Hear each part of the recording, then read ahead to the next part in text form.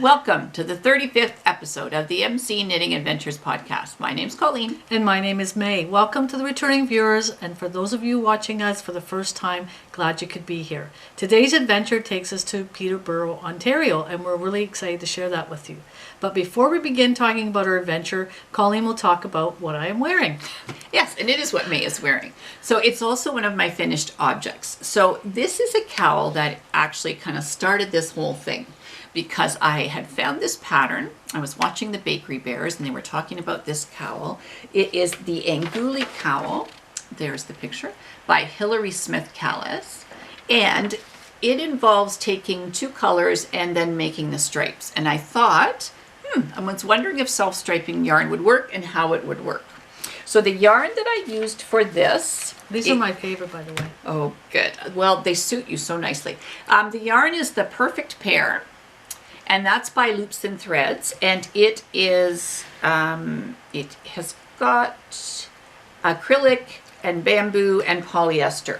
And it comes from Michael's, and the skein's lovely. It's got 454 yards on it. Is that expensive? Not expensive, and as we mentioned the last time, what happens is Michael's usually has coupons. Feels so lovely. The color really suits you. Right, love it. You look really good.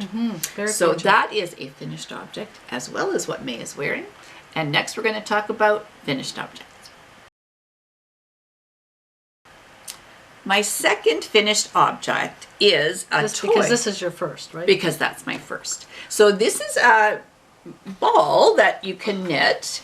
It comes from this pattern, and I'll be mentioning this to you in works in progress, but it's great, and it uses short rows, and then you just fill it. There's one seam and you fill it, and it's just really cushy, and I think it's really going to be nice. So I'm working on this vest actually, which we'll talk about shortly, and I wanted to have that to go with it when we give it to somebody. Now you've made different colors ones of these. Yes, and I have. You've given them away as gifts. Yes, and I didn't look at them like they were little stuffies. I looked at them as if they were a ball just to a ball to play with. So and what I was told was they're really nice and cuddly, so just to stick under your chin and cuddle with it. So I think little ones would like that. yeah, beautiful. I love it. It's different. Right. Yeah. So that's my second finished object, and then my third finished object is the Ollivander shawl, and that's by Kay F Jones of the Bakery Bear.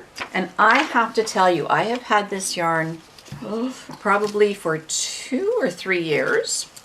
So it is Sweet Georgia Tough Love Sock, and the variegated is called Cloud Break, and the plain color is called Slate.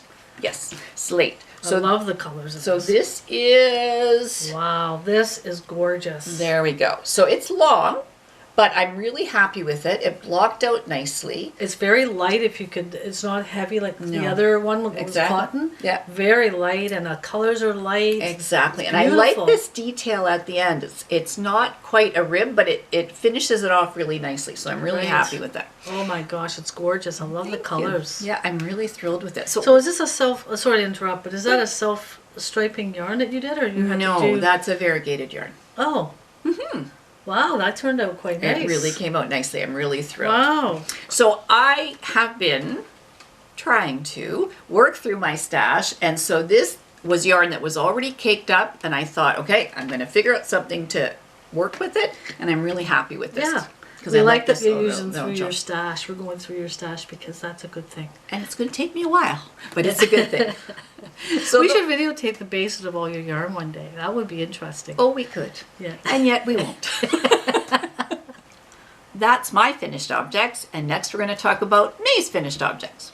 Yes, in previous podcasts we talked about, my last podcast actually, when we talked about what I was up to and how I didn't have any finished objects, but I was certainly busy doing other things, and I was busy having a little booth at the antique place, not really a booth, some shelving, and I promised that I would take a video of that.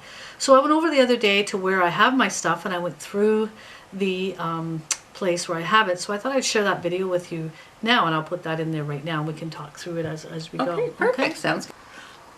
All right, so this is us going through basically the front door. As you can see, lots of good things there. Colleen, you see there's like Dalton's, a lot of antiques, vintage items they have. They've got lamps and dishes and, oh my gosh, so many things.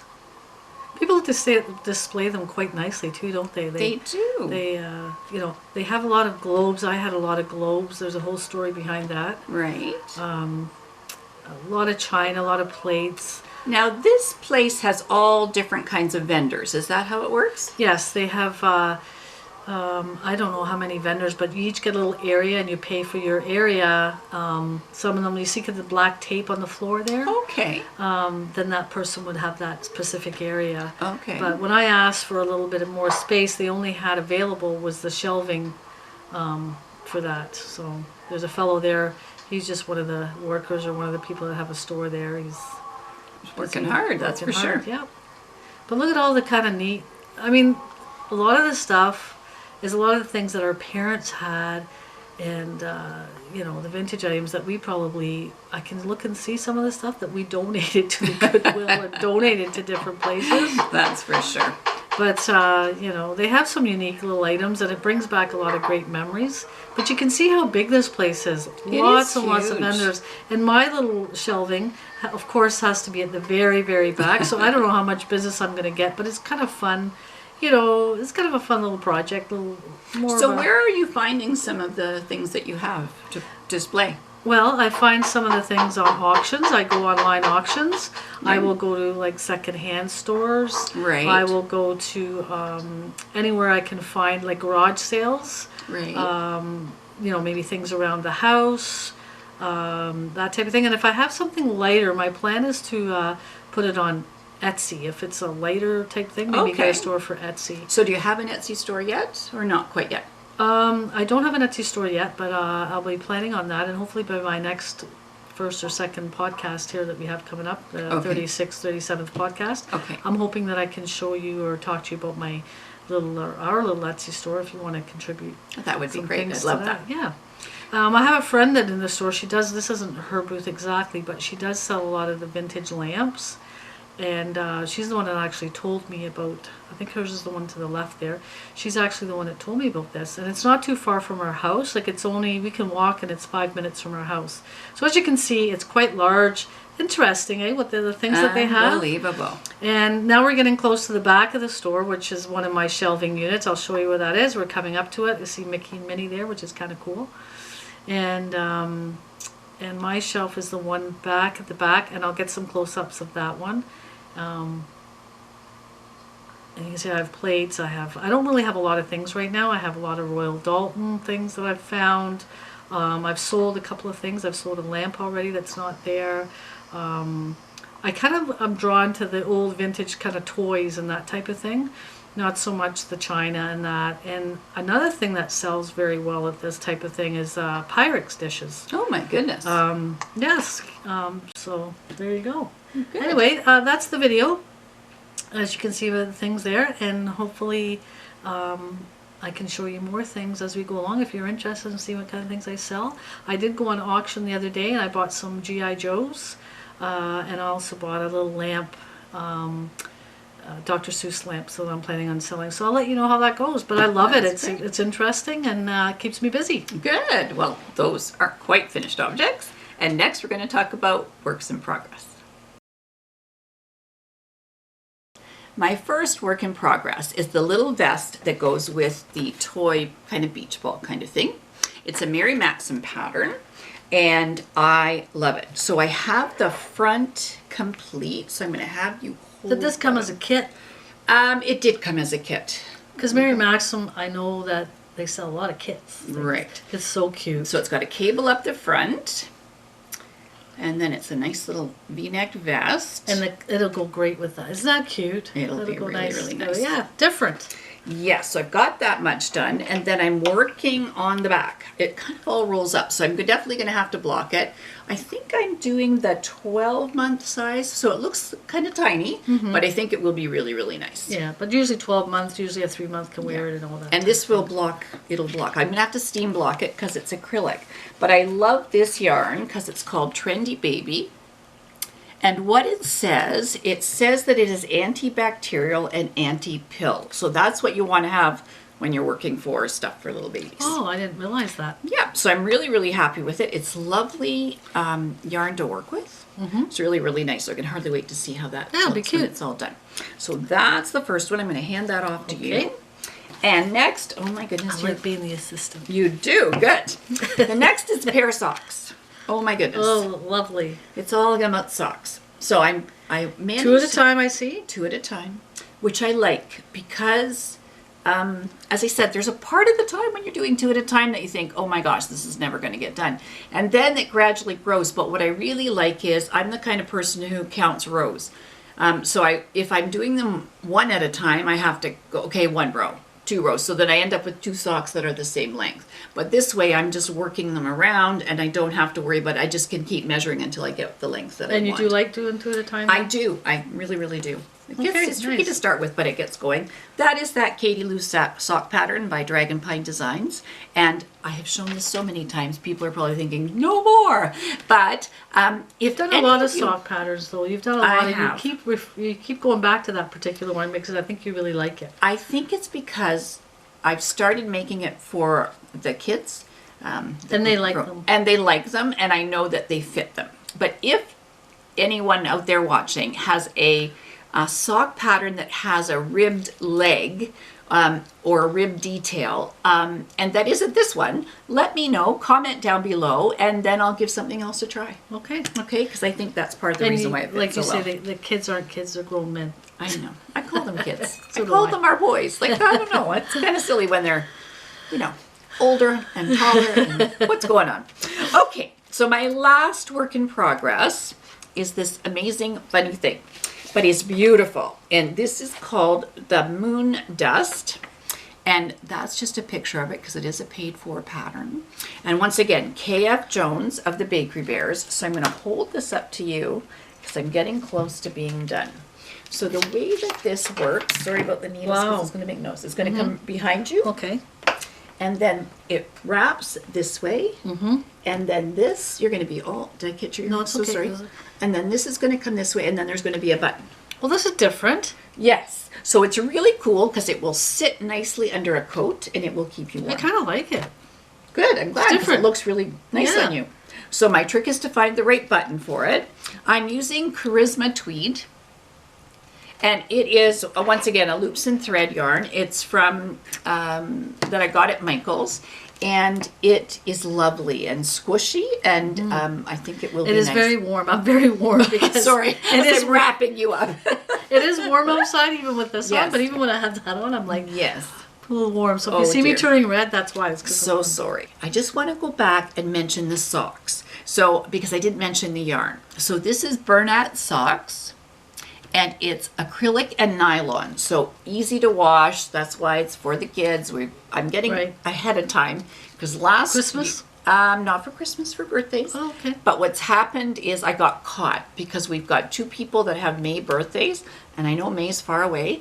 But at one point in time, it was the beginning of May, and I had 2 set pairs of socks to knit, and I thought, it's never going to get done. So you're way in advance. So I'm ahead of away. yourself. ahead. Good. So I'm really, really thrilled. So Right. those are my works in progress, and next we're going to talk about our adventure. Our adventure takes us to Peterborough. We were coming home from Kingston, Ontario, and on our way is Peterborough, and we stopped off there. We just stayed there one night, so there wasn't really a lot of adventure. It was more of a stop off, but it was a lovely hotel. What did you think of that hotel? The hotel was brilliant. Our room was on the ground floor and kind of backed onto a wee river. There It had was patio doors. Patio doors. It was amazing. And the weather was so warm though, wasn't it? It Like was it so was muggy. really warm, muggy, kind of a humid Yeah, kind of absolutely. thing. But they did have a pool. We didn't really get into the pool. Like it was more of a stopover, but a really nice little place. There's only about 81,000 in Peterborough, so it's not huge. It used to have lots of industry there, like Pepsi, Rolls-Royce, Quaker Oats. Oh, I now, didn't know that. GE used to employ, like at their peak, 6,000 employees. Oh, wow. So it really grew at that time. But since GE has gone out, so I don't know what they've done with all those people that lost their jobs. 6,000 people, that's a lot in a small community to lose your Absolutely. jobs. So I think now it's just they rely on tourism and that type of thing. Because as you can see from the map, It is quite a ways, like it's a bit away from Lake Ontario, so it's not really right on the lake. So, but they do call it the gateway to the Kawarthas, and that's to the Lake Cottage Country. So a lot of people on their way through the Cottage Country will stop there and do that kind of thing. And back in the day, it used to be called also the Electric City because it was the first town to have electric street lights. Oh my goodness, that's amazing. It is. And so I don't know what industries are there now, if Pepsi's still there or Quaker Oats or Rolls Royce. I don't know who's there, but I know GE has since, they're not there anymore. Right. But it does have a lot of nice little shops and shopping. Yeah. It has museums, you know, they do hockey because it is hockey community there too, and lacrosse. They do all that kind of things, and they do have festivals.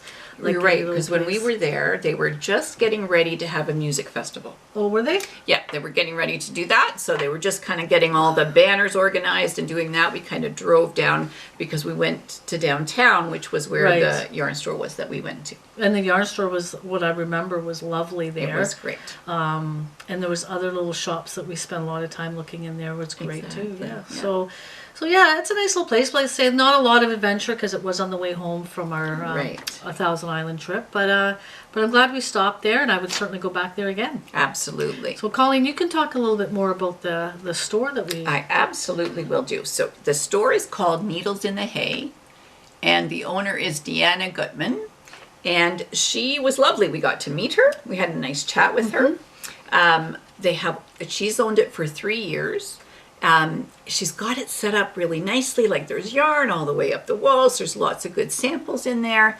She's got some really nice yarns. So she's got Brooklyn Tweed. She has Mayak. And I've seen all kinds of podcasts talk about Mayak, and then I actually felt it. The other thing she had was June Cashmere, which was so soft. There were so many things I could have just had a good time. She was a young girl, wasn't she? She was lovely. So yeah. So she was doing a great job. She's putting things together. She has classes.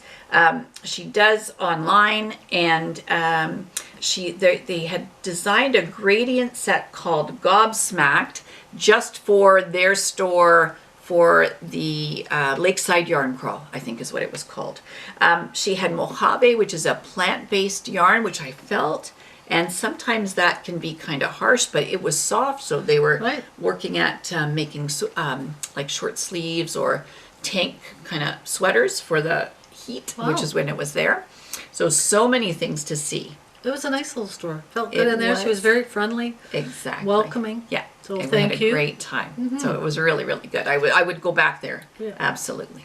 Well, I guess, is there anything else happen on that little adventure, or is there anything else that There was a sticks in your lovely mind? thunderstorm and lots of lightning, but we were safe in the hotel room, so it was good. Maybe that's why we didn't go out venture out that much. It was really, really hot and muggy. We kind of went out. We kind of had some dinner. Then we went to Chapters just because we knew it would be really air conditioned. All right. That's where we found your felting book. Oh, right. We had that felting book, yes. And we found that felting book there that we mentioned in a previous podcast. Right.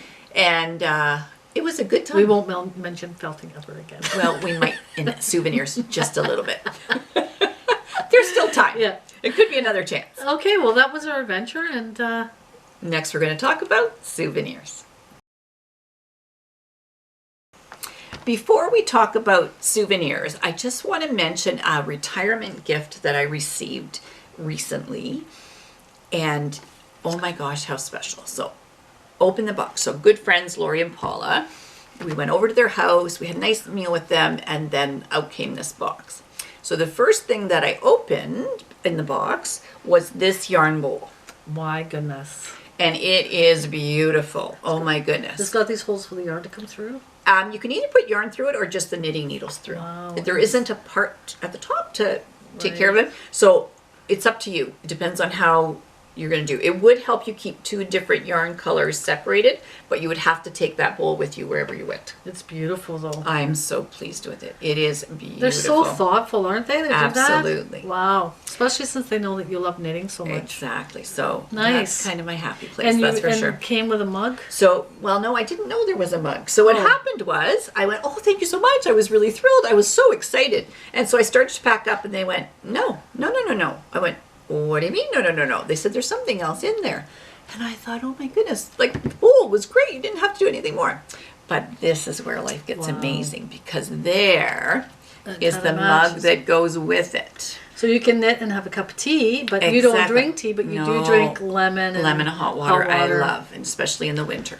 So these two things are going to sit beside my happy place, and I am so thankful. So Lori and Paula, if you're watching, thank you so much. That was very sweet of you to do that. So I'm really, really thrilled about that. So that was a gift, not a souvenir. So now we'll go talk about a souvenir. So when I was in the store, the needles in the hay, it was so difficult to try and find something, because and choose something. You could find all kinds of things. That's true. I could find, maybe I'm just trying to blank it out. I could find a million zillion things. And when you see yarn that you've never seen before, that you've only heard about, Deanna's done a great job of putting things together in the store. So I thought about cashmere, thought about that. It would have been great. And I thought, nope, okay, Colleen, we'll be good. And Mayak, I thought, oh my goodness, no, okay, I'll be good. So what I found, she had a sample of this pattern. And it is called the Mackenzie River. And it's a cowl. You can wrap it around twice. It looks huge. It's not, but it's beautiful. And actually, we went to the store in Toronto and met the designer, Laura Chau, and that's who designed this pattern. Oh. So I went, oh, I know the designer. I was really, really thrilled about that. And then when I felt the yarn that this was made out of, I thought, this is brilliant. So this is what I bought. It needs 3 skeins to do. Did you buy 3 skeins? I only saw one here. Well, one just to show you. Oh. It's got cashmere, it's got camel, it's got silk, and it's got baby alpaca. It's the Fibre company, and it's called Road to China Light. So I'll let you hold that up for me. Oh, it's soft. It's really, really soft. Wow. So even though it looks like that's going to be, like you said, it looks big, right? It's going to be so light on and so warm with that fiber content. I am thrilled. Nice. It's such a beautiful teally blue. I'm really, really happy with it. You look nice in that color. Thank you. That'd be nice. Yeah, so I think it'll look nice on me too. No. It's not. So I wanted that in for my stash. I'm going to make that cashmere, of course. Of course. A little cashmere just for saying. Colleen. No, just C and C, cashmere, Colleen, it all works together. So the other thing that I found, they had some things from Coco Knits. And once again, I've seen these things and I've never seen them in person, so I was glad to take a look at it. So this is called the Maker's Keep. And I'm just going to let you hold it up that way. And so what it is, it's a basically it almost looks like an Apple Watch, even though it's not. And so it snaps on, and it's a really, really strong magnet. And so you can put stitch markers, and you can put cable needles, and as long as they're metal, they're going to stick to it. It does feel pretty substantial. It is. And I tried it on, and I liked how it felt on my wrist. It's going to snug it. I can take it out there and just show you, I think. Okay. Without wrecking it, of course, because I know that you wouldn't like that. It would stress me out. And so then you just snap it on your wrist like so. Yeah. Look at that. Exactly. So if you'll keep that on. So the other piece that I picked up, because I thought these will be great, and I was working on that baby vest, and I needed cable needles, so I'm just going to do this to you. Oh, it does. It's pretty magnetic there, isn't it? It really does. Wow, because there's even plastic. There's a little saving on things. Exactly, just to keep it green. Wow. Exactly. That's great. I love this. I could handle one of these. If there was a little watch on there, that would be perfect. Well, yeah. So I am really excited about this because I've had it, and what I do when I buy souvenirs, I tuck them away until we actually speak about them, because I don't want to have the yarn stained up, like caked up, and I don't want to have used them before we show you. So it's kind of like I have this little reserve stash of things that I bought that I can't use yet. It's like going to a store again, isn't it? It is like going to a store again. So it's exciting for me. So now I'm going to be able to keep them. And as I said, it's by Coco Knits. And they actually have some nice stitch markers as well. And so I'm going to keep an eye out for some of those. Very nice. So those were my souvenirs. And May, what did you get? Oh, when I was doing the felt, because I had bought the felting book. Yes. And I thought maybe I might get into the felting, that I bought some felting there, which was great. It's roving, yeah. So this is going to go in my stash, never to be seen again. once your fingers are feeling better, you might try it again. Maybe I'll try it again. I might try it again, but I'm a little put off since my finger hasn't really. But you know what? I think that would make, it's a black and white. I'm sure you can see it on the screen. And I think it would make a lovely little panda bear for you to do. Yeah, I could try the panda bear. I might do that. I know, in you the did winter, the koala. not for a while. I'm just not I haven't really fully recovered from my last felting.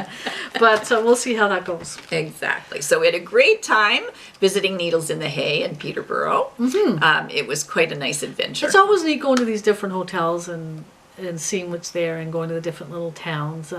In yarn stores. It's Always in yarn stores. Yeah. Good.